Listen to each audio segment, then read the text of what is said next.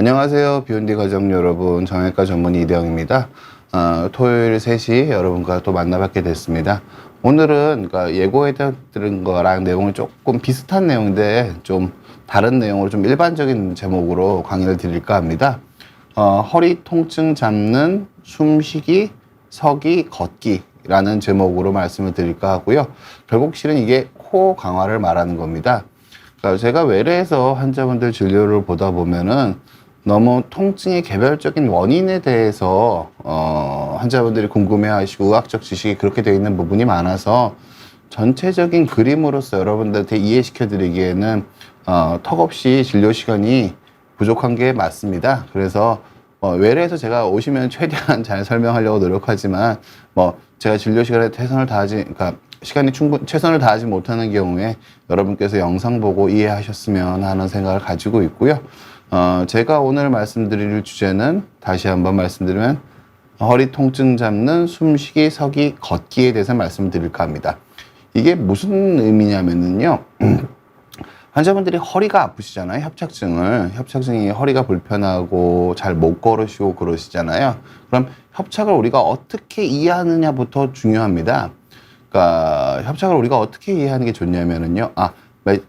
마지막으로 시작한 말씀 한마디 더 드리면 이거는 제 개인적인 견해입니다. 제 개인적인 견해라는 걸 한 명의 그 허리 치료를 전문적으로 하는 의사의 개인적인 견해라는 걸 전제로 들어주셨으면 하고요. 일단 제가 이해하고 있는 거를 말씀드리도록 하겠습니다. 무슨 뜻이냐면은 허리가 불편 협착증이라는 건 결국 못 걷게 되는 병입니다.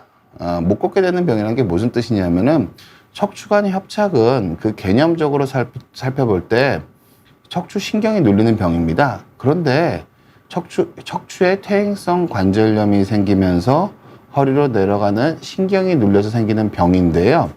이게 단순히 신경만 쳐다봐서는 치료를 현명하게 결정할 수가 없습니다. 무슨 뜻이냐면은 우리 주변에는 협착이 너무너무 심한데 별다른 증상 없이 일상생활을 잘 영위하고 계신 분이 너무너무 많습니다. 그러면은 신경이 눌려서 병이라고만 한다면은 그게 뭔가 좀 안 맞잖아요. 전체적으로 어떻게 이해하시는 게 맞냐면은요. 협착은 연세가 드시면 무조건 더 진행합니다. 퇴행성 관절염으로 협착이 생긴 게 넓어지지 않습니다. 무슨 뜻이냐면 우리가 나이가 드는데 아무리 관리를 잘한다고 해서 얼굴에 주름이 펴지진 않을 거 아니에요. 그럼 무슨 뜻이냐면은 어떻게 관리도 주름은 점점 더 심해집니다. 그래서 협착은 무조건 더 심해지는 자연 경과를 가지고 있습니다. 이건 변할 수 없습니다. 물론 통증은 왔다 갔다 변할 수 있지만 협착 자체는 무조건 진행한다고 보셔야 되고요. 그러면 협착은 무조건 진행하는데 그럼 언제 우리가 많이 힘들어지느냐? 보통은 추세적으로 몸이 노쇠해지면, 몸에 힘이 떨어지면 협착을 못 견디게 되는 상태가 나타나게 됩니다. 즉 무슨 뜻이냐면 몸의 노화가 진행이 되게 되면은 특히나 코어에 힘이 많이 빠지면서 협착을 못 견디게 됩니다. 그럼 협착을 못 견디게 되는 게 어떤 식으로 나타나느냐? 협착을 못 견디게 되면 보통 허리가 숙여지게 됩니다. 허리가 숙여지게 되고 보행 속도가 느려지고 활동량이 줄어들게 됩니다. 그럼 이런 식으로 우리가 모두 알다시피 활동량이 줄어들고 보행 속도가 느려지게 되면은 몸이 더 늙어지게 되겠죠. 그래서 협착이 방치가 되면은 점점 더 협착을 못 견디게 됩니다. 이런 것들이 어떻게 나타나냐면은 점점 활동량이 줄어들고 보행 속도가 줄어들고 점점 더 우울해지고 이런 식으로 나타나게 됩니다. 그럼 연세가 드시면서 활동량 협착을 못 견디기 시작하시면 어떤 변화가 생기느냐? 이걸 요약하면은요. 우리가 연세가 드신 분이 허리가 불편해서 활동량이 줄어들면 힘이 떨어지고 코어가 약해지고 활동량이 줄어들게 되면 우울해지고 근육량 떨어지고 심폐지구력 떨어지고 내분비 기능 떨어지고 피부도 더 거칠거칠해집니다. 이걸 한마디로 하면은 몸이 늙어버린다, 노화된다는 뜻으로 이해하실 수가 있습니다. 그래서 몸이 결국 협착은 노화를 구성하는 요소 중에 하나라고 보시면 됩니다. 그 중에서도 아주 큰 부분을 차지합니다. 무슨 뜻이냐면은 연세 드신 분들 중에서 많은 분들이 요양병원에 계시는 많은 분들이 협착증이 잘 관리가 못됨을 통해서 보행의 자유를 잃으신 분들이 되게 많으시거든요. 그래서 협착증을 노화를 구성하는 되게 중요한 요소 중에 하나라고 보시는 게 원칙적으로 맞습니다. 그러면은 협착증으로 노화가 진행이 되면 허리가 그러니까 보행이 점점 줄어들잖아요. 근데 협착증에서 여러분이 모르고 계신 것 중에 잘 이해가 잘 놓치고 계신 분이 뭐가 있냐면요. 협착은 절대로 먼저 아프지 않습니다. 대부분의 협착증은 어떻게 진행하냐면 중심성 협착이라고 해서 전체 척추관이 먼저 좁아지고요. 전체 척추관이 좁아지다가 어느 정도 한계를 벗어나면은 신경이 나가는 가지까지 눌리게 돼서 저리고 당기는 게 생기게 됩니다. 보통은. 그래서 협착증은 그러니까 물론 디스크가 좀 한쪽으로 치우쳐 있거나 돌출이 되어 있는 경우는 조금 다르지만 일반적인 협착증은 전체적으로 중심성 협착에 의해서 허리가 서서히 숙여지고 보행 속도가 느려지고 엉덩이가 불편해지는 걸 먼저 나타나게 됩니다. 그래서 이게 먼저 나타나다 일정 기간이 지나면은 다리가 저리고 당기는 게 심해지는 게 그 다음에 나타나는 경우가 대부분입니다. 근데 환자분들은 중심성 협착증의 초기의 증상을 잘 이해를 못 하시기 때문에 이게 많이 불편하지가 않거든요. 그냥 주변 사람들이 너 자세가 좀 안 좋아졌다. 걸음걸이가 좀 느려졌다. 알게 모르게 내가 활동량이 줄어든다. 이 정도로밖에 처음엔 잘 안 나타납니다. 그러다가 환자분들이 비로소 병원에 오시게 되는 거는 통증을 느끼게 되는 거는 가운데가만 좁아지다가 이게 좁아진 게 너무 광범위해지면 신경이 가지치고 나오는 것까지 눌리게 되면 이제 그때는 저리고 땡기고 아프다는 표현을 하게 되세요. 그래서 협착증에서 통증이 생기는 거는 결코 초기 증상이 아닙니다. 아무튼 그래서 협착증에서 이렇게 방사통이 생기게 되고 다리 힘이 빠지고 감각신경이 이상해지고 이러면 더 노화가 더 촉진되겠죠. 더 활동량이 더 줄어들고 코어의 힘은 더 빠지고 활동량은 더 줄어들고 이런 식으로 악순환의 고리를 거치면서 우리가 보행장애가 생기는 게 협착증의 자연 경과라고 보시면 됩니다. 뭐 옛날에 우리가 시골의 어머님들 보면은 처음에는 어르신이 잘 걸으시다가 허리가 점점 굽어지시는 것 같다가 보행 속도가 느려지는 것 같다가 그 다음에 이제 다리를 절기 시작하세요. 처음부터 다리를 절기 시작하시는 분들보다 그 다음에 신경이 늘리면서 한쪽에 방사통이 심해지고 통증으로 다리를 좀 저시다가 그 다음에 몸에 힘이 떨어지니까 지팡이를 짚으시다가 그 다음에 낙상이 있거나 활동량이 점점 줄어도 집 밖에 잘 못 나오시게 되는 이런 경과가 협착증의 전반적인 진행 양상이라고 볼 수 있습니다.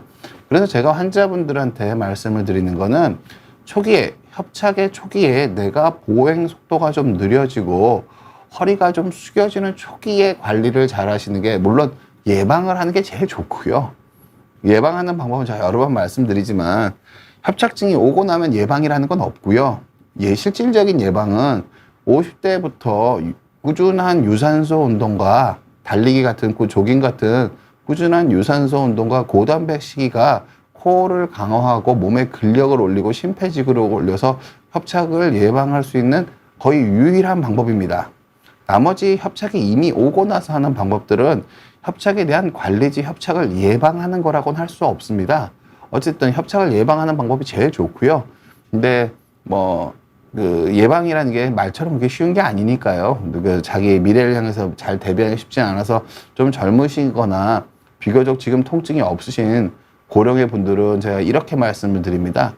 본인이 연세 평균보다 몸의 활력이 60대 후반 정도 되시는 분이 연세 평균보다 몸의 활력이 떨어지는 것 같다 라고 판단이 되시면 뭔가를 꼭 하셔야 됩니다. 무슨 뜻이냐면은 그렇게 보통 평균적으로 20년을 더 사시는데 70대 후반이나 80대 초반에 우리나라 인구 중에 상당히 많으신 분들이 요양병원 신세를 지신 분들이 많으세요.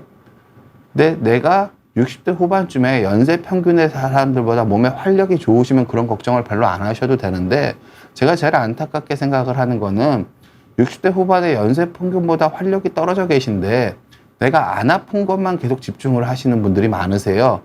좋은 치료받고 좋은 약 먹고 좋은 몇 가지 체조를 통해서 내가 안 아프려고 활동량을 막 줄이고 이렇게 되시면은 이게 장기적으로 유지가 되시면은 몸에 활력이 떨어지고 근감소로 이어지면서 고령이 됐을 때 신체적인 자유를 박탈당하시는 분들이 상당히 많습니다. 그래서 몸의 활력이 매우 중요하기 때문에 내가 활동량을 잘 중점적으로 보시는 게 좋다는 걸 모두의 말씀으로 드립니다. 무슨 뜻이냐면은 연세 드신 분, 특히나 연세 드신 분들에서는 협착증을 이해할 때 이 앞단의 것을 이해하지 못하고 통증만 관리하시면은 배가 산으로 가기가 매우 쉽습니다. 그러니까 협착은 노화를 일으키는 과정이기 때문에 노화 자체를 내가 어떤 형태로든 좀 잘 관리하려는 생각이 있어야지 근본적으로 협착이 허리 통증에서 벗어날 수 있다고 말씀을 드릴 수 있습니다. 제가 50대 분들한테 이렇게 말씀드려요. 협착이 좀 있으신데 그냥 가만히 살살 움직이는 건 괜찮은데 내가 활발한 유산소 운동을 못한다. 그럼 이것도 근본적인 치료를 좀 생각해 보셔야 됩니다. 왜냐하면은 제가 아까 말씀드렸듯이 50대에 고단백 식이하고 유산소 운동을 꾸준히 해주시는 게 안전한 노후에 꼭 필수적인 거기 때문에 노후 자체를 잘 관리하는 데 관점을 여러분들이 좀 다른 관점으로 좀 새로운, 단순히 통증이 아니라 내 몸의 활력, 내 몸이 늙어짐의 정도에 대해서 생각을 하시면서 관리하셔야 되는 게 좋다는 게 이게 제가 허리 통증, 특히나 협착에 관한 모두의 말씀으로 일단 말씀을 드렸고요. 영숙님이 질문 주셨네요.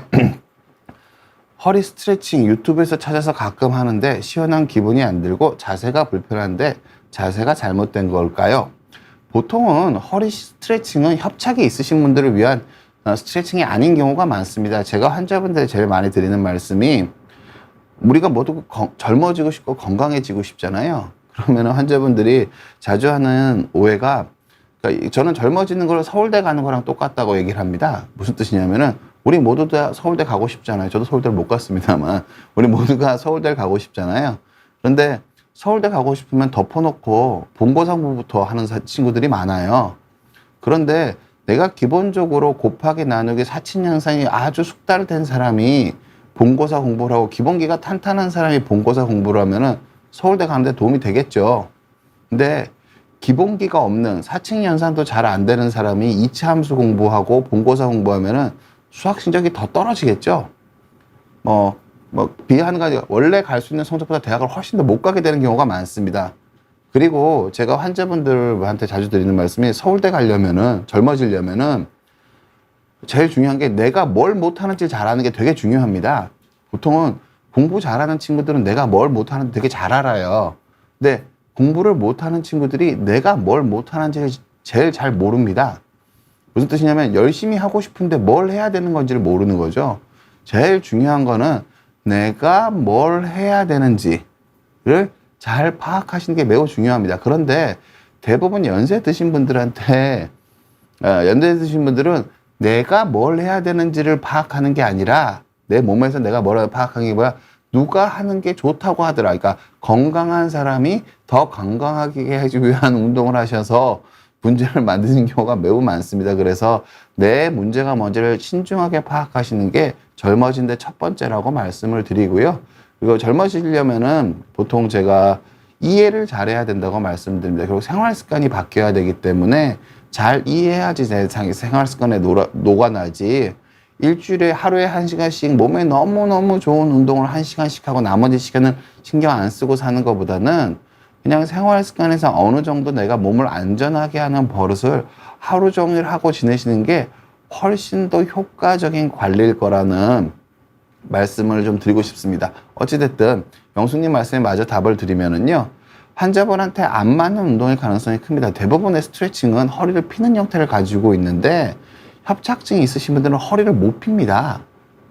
협착증은 근본적으로 허리를 피면 신경이 눌리는 병이에요.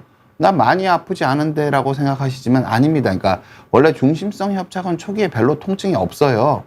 그냥 허리가 알게 모르게 저절로 숙여지는 느낌이 나다가 협착이 많이 진행해서 신경이 나가는 분지까지 눌러야지 다리가 저리고 당기는 거거든요. 그래서 환자분이 많은 경우에 스트레칭이 시원하지 않은 경우는 협착이 있으신데 강제로 피시는 경우일 가능성이 크고요. 그리고 스트레칭 하는 영상들을 시범 보이시는 분들은 대부분 자이든 타이든 알든 모르든 코어가 엄청나게 강하신 분들이 많습니다. 대부분 코어에 힘을 주고 뭔가 스트레칭 하면은 그게 스트레칭 하는 부위의 운동이 아니라 실은 코어 강화 운동인 경우가 많으세요. 근데 허리가 불편하신 분들이 그걸 손이나 발 움직이는 부분만 따라 하시면은 움직이지가 않고 있는 배의 힘을 얼마나 호흡을 잘 조절해서 잘 주고 있는지를 느끼지를 못하세요. 그렇기 때문에 이게 따라 한다고 따라해지는 게 아니라 그냥 따라 한다고 따라해지지가 않습니다. 보통은 우리가 뭐 야구 선수들이 야구하는 거 보면 야구 잘하는 것 같지만 우리가 그걸 따라 한다고 야구가 잘 되지가 않잖아요. 그거랑 똑같은 거라고 보십니다. 어떤 스포츠 선수가 스포츠를 너무 잘해서 내가 그 영상을 골프 치는 걸 너무 보니까 골프 치는 걸 저렇게 하면 될 것 같아서 그걸 따라 한다고 절대로 따라되지가 않죠. 왜? 그 어드레스 할 때 자세에서 몸에 힘을 주는 밸런스를 온몸으로 느끼면서 그렇게 써서 운동하면서 그 밸런스가 깨지지 않으면서 회전을 하는 거예요. 그럼 환자분이 보는 스트레칭 영상에서도 코어에 힘을 잘 주고 밸런스를 잘 잡은 상태에서 밸런스가 깨지지 않고 스트레칭을 하는 거기 때문에 그냥 보고 따라해서 잘 안 되신다면은 더 쉽고 더 간단한 그런 것들로 그런 운동을 찾아서 편안한 것부터 스트레칭을 해서 끌어올리시는 게 좋고요. 대부분의 모든 스트레칭은 호흡 조절, 코어 조절이 최고인데 보통 운동할 때 호흡을 얘기하는 모든 운동들은 결국 코어 컨트롤을 얘기하는 운동들입니다. 그래서 코어를 잘 조절하시면서 내가 하기 편한 운동부터 해보셨으면 좋겠습니다. 제가 이제 본격적으로 허리가 안 아프게 숨 쉬는 법, 서는 법, 걷는 법을 말씀드리겠습니다. 이게 허리 통증이 왜 생기는지를 여러분이 이해하셔야지 이게 왜 필요한지 이해하실 수가 있으세요. 척추란 관절은 이렇게 호흡근에 쌓여 있으면 척추는 뒤쪽에 허리 뒤에 짝대기가 있으면 배가 이렇게 앞에 붙어 있잖아요. 근데 이 배에 붙어 있는 근육들은 다 호흡 근육들입니다. 숨을 쉬는 근육들이에요. 그런데 우리가 모두가 알고 있습니다. 젊었을 때 10대, 20대 때는 내가 조금만 움직여도 배에 힘이 짱짱하게 들어갔다는 느낌이 다 있으실 거예요. 근데 대부분 만성적으로 허리가 아프신 분들, 한 5, 60대 되신 분들은 가만 생각해 보면은 나도 젊었을 땐 배에 힘이 잘 들어갔던 것 같은데 이제는 배에 힘이 들어간다는 사실 자체가 믿겨지지가 않습니다. 배는 그냥 볼록 나온 거지 내 배에 근육을 써서 배를 넣었다 땡겼다 할 수 있다는 생각조차 까먹으시는 경우가 많으세요. 협착이 원래 코어가 약해지시면서 생기는 거거든요. 근데 허리 아픈 거랑 코어랑 무슨 상관이냐? 제가 그냥 보여드리도록 할게요. 보통은 코어가 무슨 의미냐면은요, 아랫배에 힘을 잘 주고 있으면은요, 제 자세를 보시면은 제가 해볼게요. 저도 아랫배 힘을 잘 주고 몸을 숙여보겠습니다. 몸을 숙이면은 등이 꺾입니다. 보통 아랫배에 힘을 잘 주고 몸을 숙이면은 요추는 그대로 있고 등이 꺾이거든요. 이게 사이클 할 때 기본 자세랑도 똑같은 거고 골프 할 때 기본 자세랑도 똑같습니다. 배에 힘을 잘 주고 호흡을 잘 조절하면 등이 꺾입니다. 이게 코어의 의미입니다. 무슨 뜻이냐면은 이게 아랫배에만 힘을 주는 게 아니라 윗배까지 힘을 주고 몸을 숙이면은 보통 이렇게 됩니다. 고관절이 주로 꺾이는 느낌이 나거든요. 똑같이 배에 힘을 주는데 아랫배에 힘을 잘 주면 등이 꺾이고 윗배까지 힘을 강하게 주고 몸을 숙이면 고관절이 꺾이고 배에 힘을 빼고 꺾이면 우리가 편안하게 숙이면 허리가 꺾입니다. 이 차이입니다. 결국 똑같은 양의 내가 몸을 숙이고 일상생활을 할 때 코어에 힘이 잘 들어가는 상태가 유지가 되면은 허리 쓰는 양이 줄어드는 겁니다. 결국 우리가 허리가 아픈 건 거의 대부분 협착입니다. 디스크도 결국 협착으로 문제를 일으키거든요. 대부분의 경우는 90%가 훨씬 넘게 협착으로 문제를 일으키거든요. 결국은 코어에 힘이 잘 들어가서 내가 몸을 움직일 때 허리 쓰는 양이 줄어야 됩니다. 이게 가장 중요한 겁니다. 그런데 여러분들한테 코어 강화라고 말씀드리면은 오해하시는 게 아랫배랑 윗배랑 다 강하게 힘을 주시는 걸 코어를 강하게 쓰는 거라고 생각을 하세요. 근데 보통 여러분들한테 제가 꼭 말씀드리는 건 젊은 사람들의 코어 강화랑 연세 드신 분의 코어 강화는 완전히 다릅니다. 무슨 뜻이냐면은 원래 플랭크고 스쿼트고 그런 운동들이 대부분 개발된 거는 젊은 운동선수들이 운동 능력을 더 향상시키기 위해서 고안된 운동들입니다. 코어 강하긴 강한데 코어도 강하지만 그거랑 연결된 근육들은 훨씬 더 많이 강해요. 제가 말씀드린 코어는 호흡근이라고. 근데 플랭크 하면 호흡근이 강화되는 것 같나요? 허벅다리가 더 굵어지는 것 같나요? 저는 허벅다리가 더 굵어지는 것 같거든요. 그리고 거기가 스쿼트를 하면, 프랭크를 하면은 프랭크는 코어만을 강화를 위한 게 아니라 코어랑 상체 근육을 연결하기 위한 운동입니다. 뭐 테니스, 탁구, 밸런스 엑서사이즈, 밸런스를 주는 운동을 할 때 상체를 꽤 많이 써도 하체랑 같이 흔들리지 않게 상체랑 하체랑 연결하면서 몸이 흔들리게 조절해주는 운동이거든요, 플랭크가. 근데 몸에 힘이 너무 없어서 자기 몸은 상체를 들 힘도 없는데 플랭크를 하면은 허리가 다칠 가능성이 훨씬 더 큽니다, 기본적으로. 그러니까 젊은 사람들이 코어를 그러니까 건강한 사람들이 더 강한 스포츠를 하기 위해서 코어를 강화하는 운동과 제가 허리 자체의 움직임을 줄이기 위한 코어를 강화하는 운동은 당연히 같을 수가 없습니다. 그래서 뭐 제가 환자분들은 아까 말씀드린 대로 다 젊어지면 좋죠. 그런데 내가 기본적으로 연고대 갈 실력이 돼서 서울대를 가려고 하는 상태인지 내가 기본이 안 되는 상태인지를 먼저 확인을 하시고 어떤 운동을 하실지 선택을 하셔야 됩니다. 그냥 화면으로 보기에 젊고 잘생기고 예쁜 사람이 나와서 멋있게 하는 게 운동 효과가 좋아 보일 거라고 생각을 하시는 경우가 많은데 실은 우리 대부분은 그런 동작을 수행을 못 합니다. 저도 잘 못 하고요. 그래서 자기한테 맞는 쉬운 운동을 하려고 노력하시는 게 매우 중요하고 코어를 강화하려고 하는 게 매우 중요합니다. 허리 움직임을 줄여야 됩니다. 결국 딴 게 아니고. 그리고 여러분이 운동해 보시면 알겠지만 코 호흡근이 강해지면 허벅지는 자연스럽게 굵어집니다. 허벅지가 굵어져야지 몸이 안정이 되고 오랫동안 건강을 유지하실 수 있을 가능성이 큽니다. 보통 건강 수명을 얘기할 때 엉덩이 근육 그런 것들을 그런 거 엉덩이 근육이나 아니면은 그 배 안에 들어가 있는 그 소아스 머슬 같은 것들을 그냥 레퍼런스로 쓰기도 하는데요. 근데 그게 결국 허벅지 근육이랑 다 같이, 그러니까 허리랑 코어 근육과 아래 호흡근과 허벅지 근육, 대퇴사두근이 같이 발달되게 됩니다. 그럼 그 사이에 있는 것도 다 같이 발달되겠죠. 그래서 건강 수명에는 허벅지 근육, 코어 근육이 가장 절대적입니다. 코어 근육이 약한데 허벅지 근육만 절대로 올라가지지 않습니다. 그건 같이 움직이게 되어 있는 거거든요. 제가 이제 본격적으로 조금 더 말씀을 드리면은 숨쉬기 운동을 저는 처음에 먼저 시킵니다. 숨쉬기 운동을 왜 먼저 시키냐면은요. 대부분 허리가 만성적으로 불편하시고 연로하신 분들은 내 배에 근육이 있다는 사실을 인지가 안 되세요. 그냥 내 배는 그냥 볼록 튀어나온 거지 그게 무슨 근육이 있나 그런 생각이 드세요. 그래서 윗배랑 아랫배랑 손을 잘 얹어 놓고 크게 숨을 쉬었다 내쉬었다 하는 연습을 시킵니다. 이거는 숨쉬기 운동이 아니라 내 배에 근육이 있다는 걸 느끼게 해드리는 겁니다. 보통은 처음에 어르신들은 그거 대부분 거의 느낌이 없으세요. 너무 힘을 안 준 지가 오래되고 근육이 너무 얇아져 있어서. 그래서 처음에 1단계로 숨쉬기를 저는 그러니까 복식 호흡을 하면서 일상생활을 하라고 말씀드린 게 전혀 아닙니다. 코어에 아랫배에 숨쉬는 근육에 힘을 줘야 되는데 처음 하시는 분들은 숨쉬는 그 근육에 대한 느낌이 전혀 없기 때문에 백날 하라고 해도 안 되세요. 그래서 저는 누워서 하는 걸 더 추천드리고요.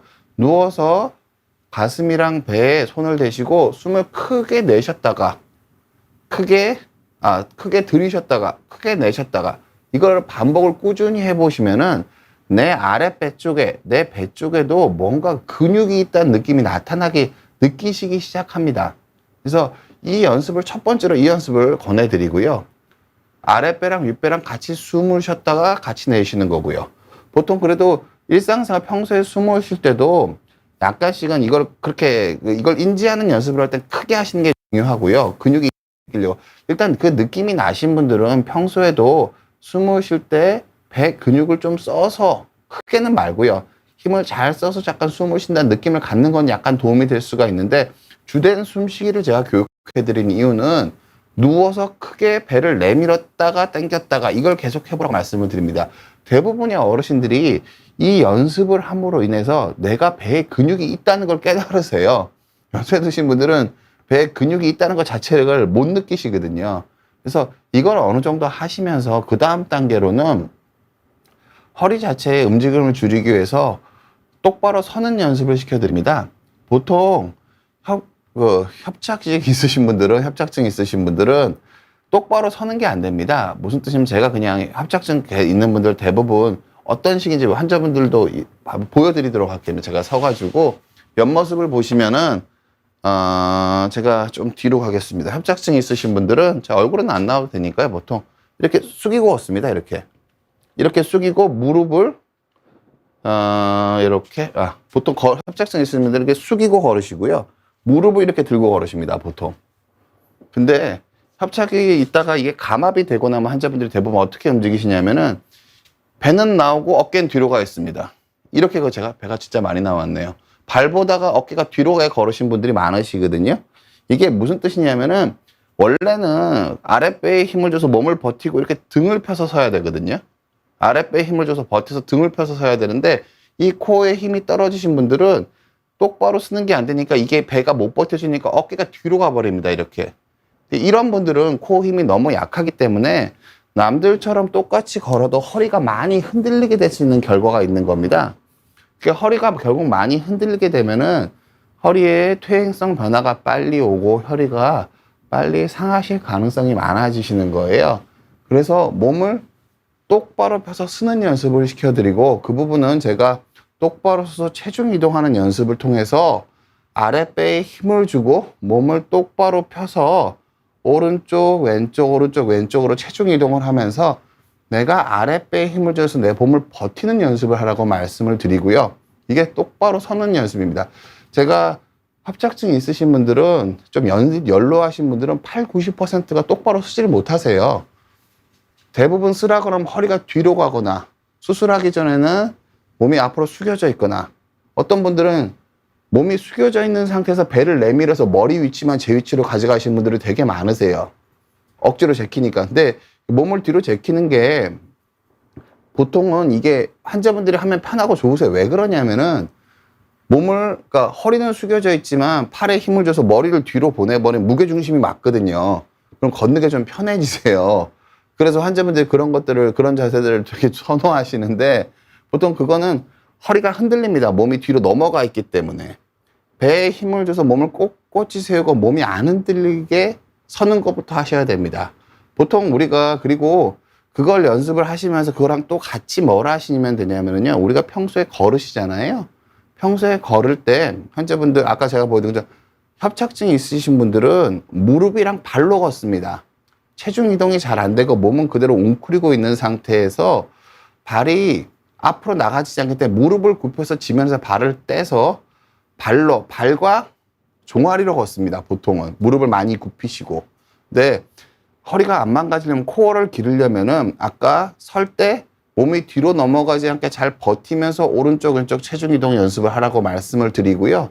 그 다음 단계로는 우리가 걸을 때 오른발 왼발에 그러니까 허벅지로 걸으라고 말씀드립니다. 보통 우리가 허벅지에 힘이 들어가는 거 코에 힘이 들어가는 거의 일치합니다. 무슨 뜻이냐면 여러분들이 걸어보시면 아는데요. 어깨를 뒤로 보내고 몸을 뒤로 제키고 허벅지로 걸으려면 잘 안 걸어집니다.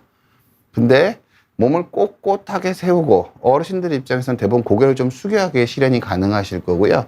몸을 꼿꼿하게 세우고 무릎과 발목을 거의 쓰지 않으면서 허벅지로 지면을 꾹꾹 누르는 느낌으로 천천히 걸으시면 아랫배 힘이 상당히 들어가는 걸 느낄 수가 있습니다. 제가 환자분들한테 말씀드리는 건 이게 수술하고 제가 하는 재활이기도 하고요. 환자분들이 제가 아까 말씀드렸던 허리가 아픈 초기에 활동량이 많이 떨어지기 전에 결국 내 허리에 떨어지는 힘을 줄여야지 허리가 덜 망가지시는 거거든요. 힘을 줄이기 위해서 이렇게 코어 강화를 우리가 평소에도 숨 쉬고 누워서 자기도 하고 쉬기도 하고 평소에도 서 있기도 하고 평소에 걷기도 하잖아요. 따로 운동하실 필요가 있는 게 아니라 이런 식으로 평소에 내가 복근을 사용해서 숨을 쉬고 평소에 서 있을 때 어깨가 뒤로 넘어가지 않고 몸을 꼿꼿하게 세우고 오른쪽 왼쪽 체중 이동하면서 아랫배를 느끼려고 하고 평소에 걸을 때 급하지 않을 때는 약간 몸을 숙이고 양쪽 허벅지로 천천히 걸으면서 몸의 균형을 잡으려고 하고 여러분들이 보통 이런 동작들을 한 2, 3주만 해보시면 자기가 향상되고 있는 걸 누구나 느끼실 수 있습니다. 근데 물론 이게 절대 저는 쉽다고 말씀드리는 건 아닙니다. 왜 그러냐면은 그냥 힘을 기르는 건 되게 쉬워요. 한 달 정도 하시면 누구나 아랫배 힘을 상당히 줄 수 있게 되거든요. 근데 제가 아까 말씀드린 것처럼 실질적인 허리 보호 효과에 도달을 하시려면은 힘이 빠져야 됩니다. 다른데 제가 아까 말씀드렸지만 힘을 빼고 몸을 숙이면은 등이 굽힌다고, 등이 굽어진다고 말씀드렸죠. 아랫배에만 힘을 주고. 그런데 보통 어르신들이 다른 데 힘이 많이 들어가서 어깨에 힘이 왕창 들어가서 서 있으면 몸을 숙이면은 아랫배랑 윗배랑 같이 힘을 준 결과이기 때문에 고관절이랑 허리가 같이 굽혀집니다. 등만 굽혀지지가 않고. 그래서 허리 보호가 되려면은 절대적으로 강한 코어 힘이 필요한 게 아니라 껍데기 근육에 비해서 강한 코어 힘이 있으면 허리는 덜 꺾입니다. 내가 똑같이 움직일 때 허리는 잡아주고 다른 부분이 움직여서 일을 하게 되는 그런 효과를 가지게 된다고 보시면 될 것 같습니다. 그래서 힘을 빼는 게 매우 중요하고 이 힘 빼는 거는 자기가 인지하는 거랑 관련이 있습니다. 저희가 여러분들이 모두 다 운동해 보신 헬스클럽 가보기도 하고 요가 가보기도 하고 운동 전문가한테 자꾸 지도 받아보시면 누구나 얘기를 합니다. 여기에 힘이 들어간 느낌이 나게 운동을 해야 된다. 운동을 할 때 여기에 힘이 들어간 느낌이 나냐고. 이 느낌이 나면서 운동을 해야 근육이 생기는 건 이것도 마찬가지입니다. 숨을 쉴 때도 내가 아랫배에 힘을 주는 느낌이 나면서 숨을 쉬면 코 근육이 강해지는 거고요. 서 있을 때도 내가 아랫배랑 허벅다리에 자극이 되는 느낌이 나면서 서 있으면은 코랑 허벅다리가 강해지는 겁니다. 걸을 때도 마찬가지입니다. 내가 아랫배랑 허벅다리에 힘이 들어가는 느낌이 나면서 걸으면 허벅지가 강해지는 거예요. 그럼 우리가 생활 습관이나 자세를 조금만 조절하면 누구나 이거를 내가 일상생활하면서 어디 재활 배우러 가지 않아도 되고 어떤 스포츠 하지 않고도 누구나 이걸 할 수가 있고요. 누구나 상당 부분 코어가 강해질 수 있습니다. 저는 어르신들한테 말씀드려요. 2, 3개월 하면 누구나 다 강해집니다. 누구나 코 힘이 강해집니다. 제가 그래서 여러분들께서 제가 한 다른 강의들도 있으니까 참고로, 그러니까 어떻게 하면 내가 아랫배에 힘을 강하게 잘 줘서 내가 몸을 껍데기를 움직일 때 허리는 적게 움직이게 만들 수 있을까? 여러분이 그냥 일상적으로 볼 때 코어가 강하면 어떻게 되는지 제일 궁금하시면 저를 보시는 게 아니라 마라토너 보시면 됩니다. 마라토너들 달릴 때 보면은 팔엔 힘이 하나도 안 들어간 것 같고 다리도 힘이 하나도 안 들어간 것 같이 가벼운데 몸은 정말 꼿꼿이 서 있습니다. 그게 코어가 강한 겁니다.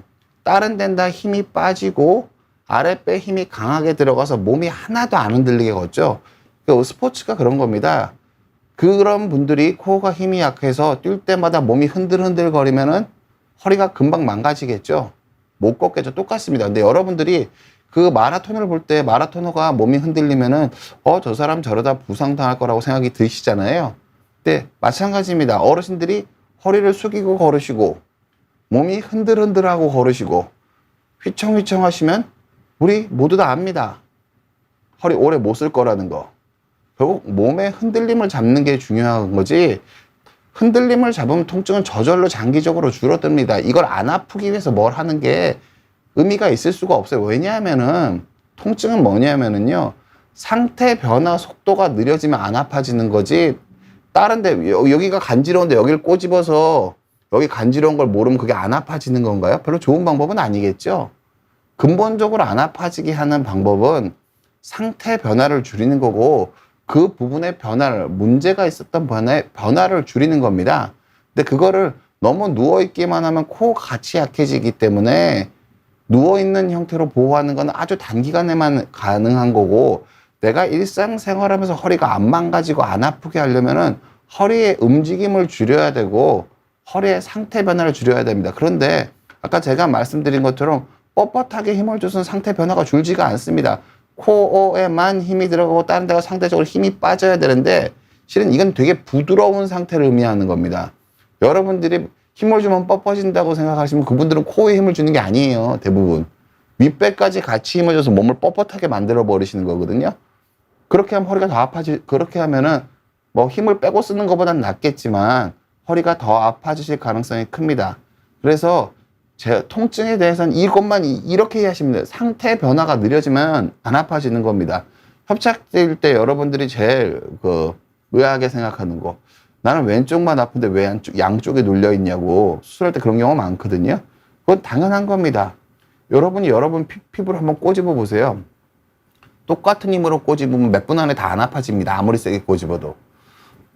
상태 변화가 없으면은 통증은 못 느끼게 됩니다. 보통 우리가 통증이라는 건 상태 변화를 느끼는 거기 때문에 통증을 잡으려고 뭔가 기묘하고 어떤 운동을 통해서 통증을 못 느끼게 한다는 거는 근본적으로 이치에 맞지 않는 행동이고요. 코어를 강하게 만들어서 허리에 떨어지는 힘을 줄이는 거, 이게 제일 근본적인 방법이고요. 또 한 가지는 몸의 전반적인 활력이 좋아지는 것, 몸의 힘이 좋아지는 것, 근력이 생기는 게 통증에 대한 민감도를 떨어뜨립니다. 제가 환자분들한테 말씀드리면은 처음에 협착이 있을 때는 환자분들 대부분 한 가지 증상으로 불편해 하세요. 근데 그러다가 활동량이 줄어들고 몸이 아프면 여러 군데가 아프기 시작하거든요. 대부분 그게 힘이 떨어지면서 여러 군데가 같이 아파지기 시작하시는 거예요.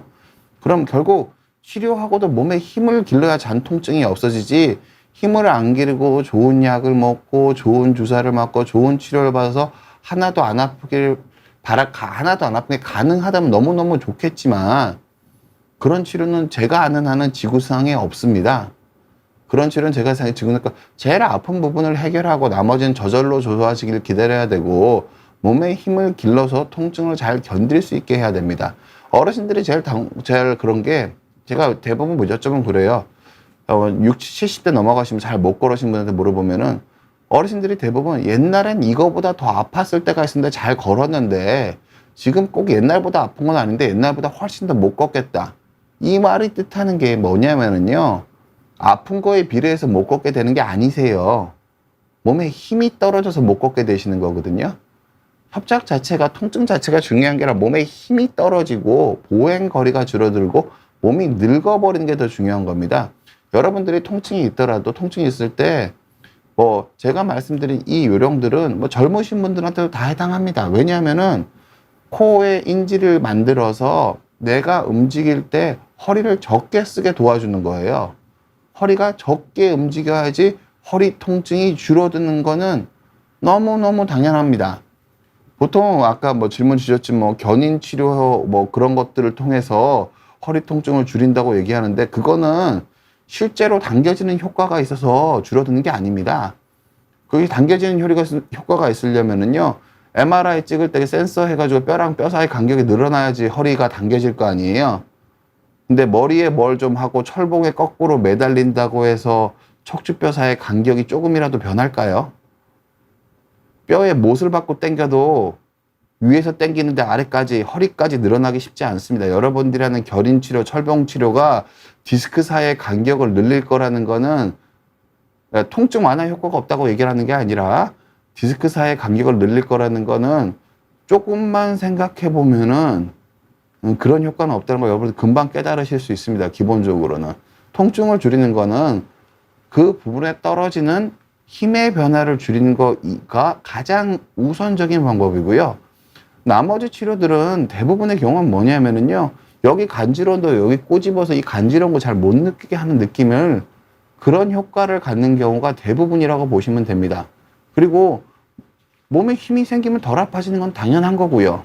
그래서 운동으로 통증을 조절하는 걸 간단하게 전체적으로 내가 젊어지고 그리고 허리에 떨어지는 압력의 변화를 줄이는 것 이외, 이거보다 더 중요한 거, 다른 방법들도 다 효과가 있을 수는 있습니다. 효과가 없다고 말씀드리는 게 아니라 이거보다 더 우선시되는 중요한 방법은 없을 가능성이 크지 않나라는 게 제 소박한 생각입니다.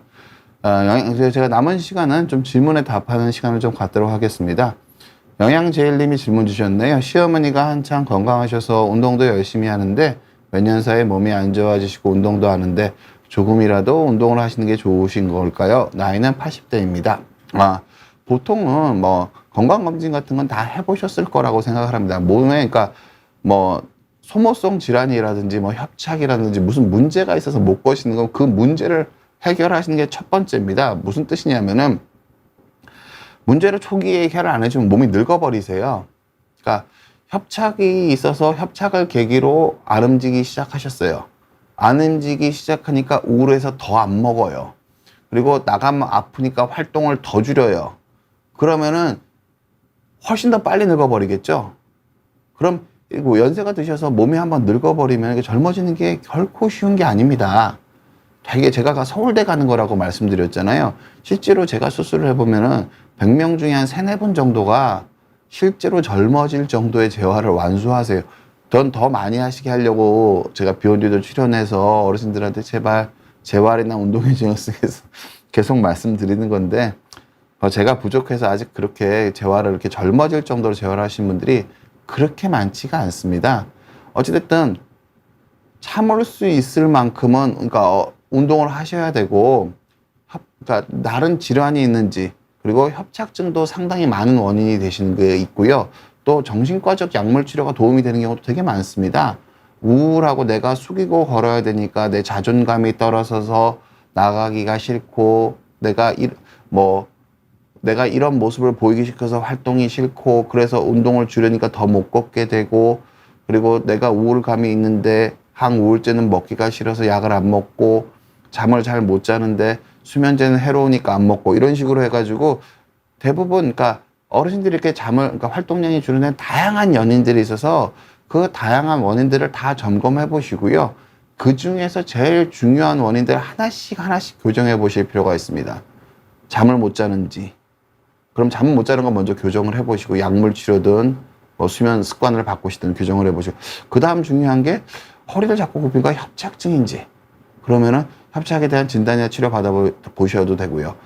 여러 가지 원인이 있는 거 또 봤을 때는 몸에 어르신이 원래 앓으셨던 병 때문에, 그러니까 식사량이 너무 줄어들어서 그런 것 같기도 하다. 그럼 식사량을 먼저 늘리려고 해보시고, 이런 식으로 하나씩 여러 가지 문제가 있을 때는 잘 판단해서 가장 중요한 문제를 하나씩 교정해 나가시는 게 제일 좋으시고요.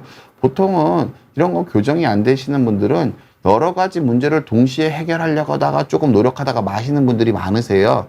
보통 한 가지 문제를 어느 정도 진지하게 살펴봐서 이게 회전이 되는지 안 되는지 살펴보는데 한 2, 3주는 걸리거든요.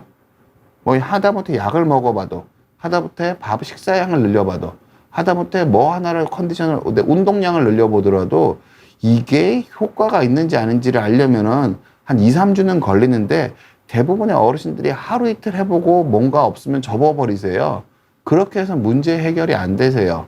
그래서 하나씩, 왜냐하면은 운동 안 하고 이렇게 심해지시면 신체적인 자유를 잃어버리시는 분들이 많으세요. 근데 실질적으로 노력하면 대부분 지킬 수 있는 경우가 너무너무 많기 때문에, 제가 말씀드린 방법도 여러 가지 원인을 보셔서 한 가지씩, 여러 가지 동시에 하시면 집중이 안 돼서 성과를 평가할 수가 없습니다.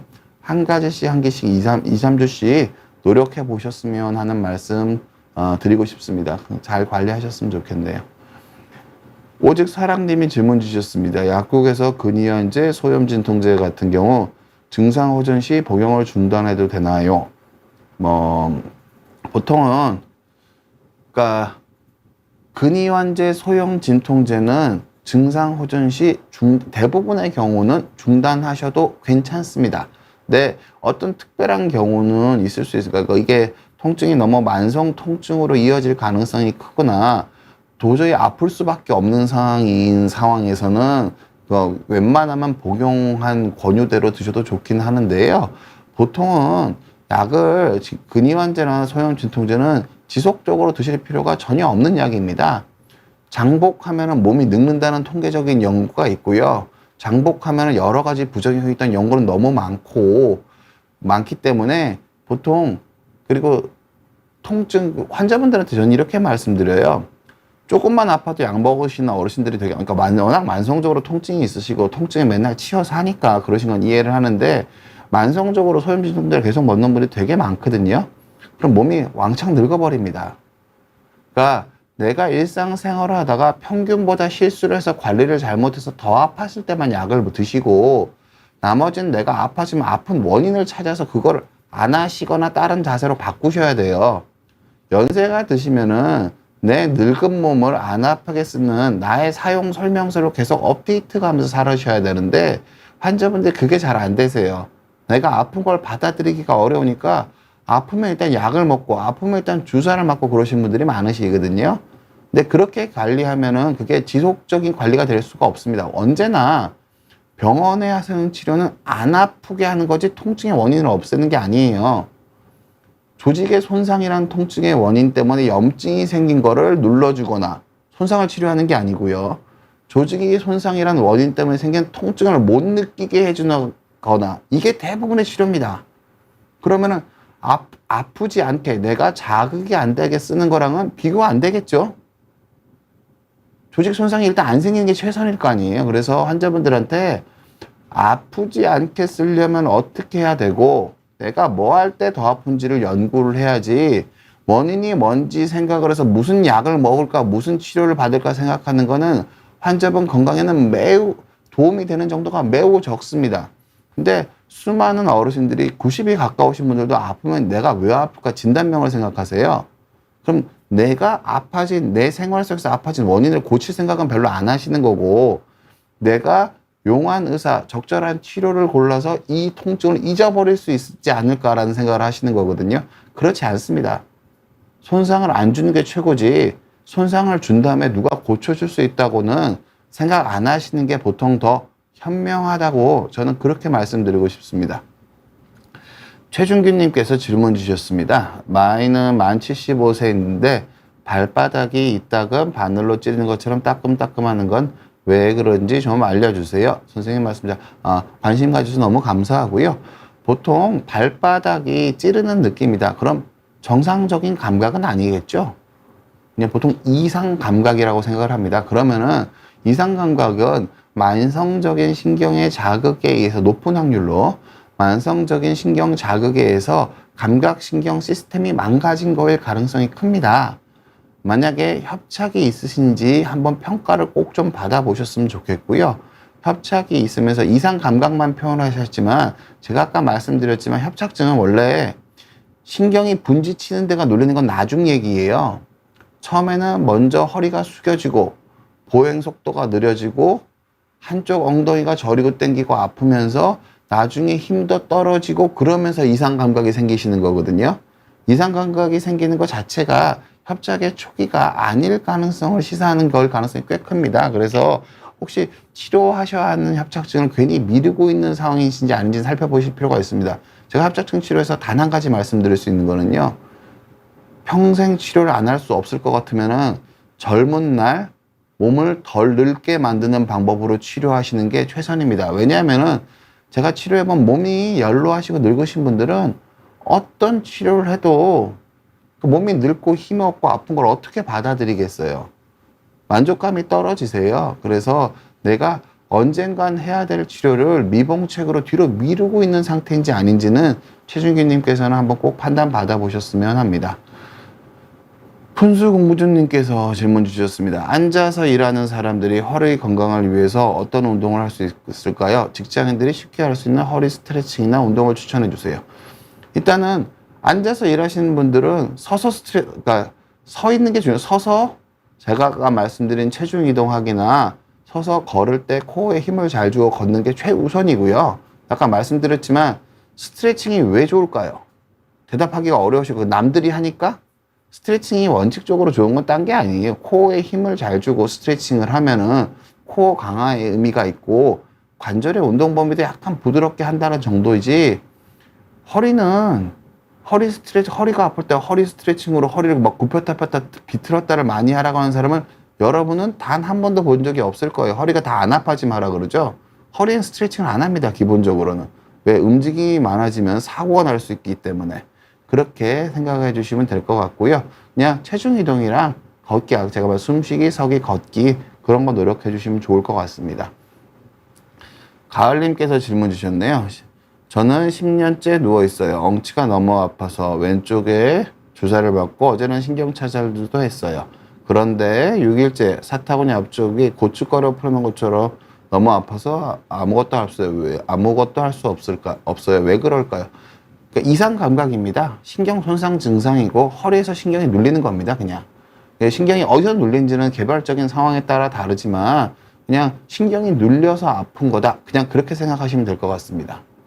빅토리님, 협착증이란 질환은 노화 현상이라 누구나 피할 수 없는 질병인가요? 미리 운동으로 예방을 협착에 걸리지 않을 수도 있는 건지 궁금합니다. 당연히 안 걸리시는 분들이 많으세요. 협착이 생기고 나서 운동으로 없애려면 안 되는 거고요. 제가 아까 말씀드렸지만 50대쯤에 유산소 운동 꾸준히 하시면서 적절하게 근력 운동해줘. 유산소 운동하시면서 단백질 섭취 고단백으로 해주시면은 협착증에 안 걸리시는 분들이 지금보다 훨씬 더 많아질 거라고 생각합니다. 지금도 모든 분이 협착을 가지고 계시니까 수술할 정도의 심한 협착을 가지고 계신 건 전혀 아니고요. 근데 50대부터 미리 유산소 운동하시고 코어를 기르시는 게 허리를 안 망가뜨리는 가장 좋은 길이고요. 대부분의 어르신들은 아프고 나서 관심을 가지세요. 그러면은 운동으로 협착을 막을 수는 없습니다. 관리하는 거지. 협착이 되기 전에 협착이 안 생기도록 노력해 주시는 게 실은 중요합니다. 자, 마지막으로 질문 하나 드릴게요. 김홍수 님이 말씀 주셨습니다. 올해 1월에 선생님한테 수술을 받고 일상생활에서 아랫배에 힘을 주고 호흡하는 걸 습관 들이려고 노력하고 있습니다. 걷는 시간이 조금 늘어나서 20분 정도 걸을 수 있는데 천천히 달리기는 언제부터 하면 좋을까요? 그러니까 원칙적으로는 재활을 저희 병원에 한번 오셨으면 하고요. 제가 좀 젊으신 분들은 한 달째 달리기를 시킵니다. 물론 이 달리기가 일반 여러분들이 생각하는 달리기가 아닙니다. 걷는 속도로 몸을 안 흔들리게 하면서 달리기를 시키고요. 그걸 하기 전에 제가 환자분이 걷는 모습을 봅니다. 몸이 안 흔들리게 걷는 능력이 있으시면은 저는 유산소 운동으로서는 달리기, 수영, 자전거를 권하지 걷기 운동을 권하지 않습니다. 보통은 걷기는 노동량은 많은 데에 비해서 유산소 운동 효과는 상대적으로 적고요. 근력을 길러주는 근력 운동 효과는 제자리에 서서 체중 이동하는 것에 비해서 더 약한 편이기 때문에 산책으로서 정서적인 목적으로 제가 걷기를 하시는 거 제가 뭐라고 하는 건 아닌데요. 보통 환자분들이 효과적으로 지내시려면은 달리기, 수영, 자전거, 그리고 체중 이동하면서 서기 이 정도를 권해드려서 환자분은 저랑 한번 진료를 한번 보시고 상의 받으시는 걸 좀 더 권하고요. 당연히 달리기 하셔도 괜찮습니다. 근데 달리기를 하실 때 유튜브에 제가 보면 제가 달리기 전문가랑 걷는 속도로 달리는 영상을 찍은 게 있습니다. 그거 참고하셨으면 합니다. 예, 그래요. 여러분 긴 시간 함께 해주셔서 감사하고요. 행복한 주말 보내셨으면 합니다. 감사합니다.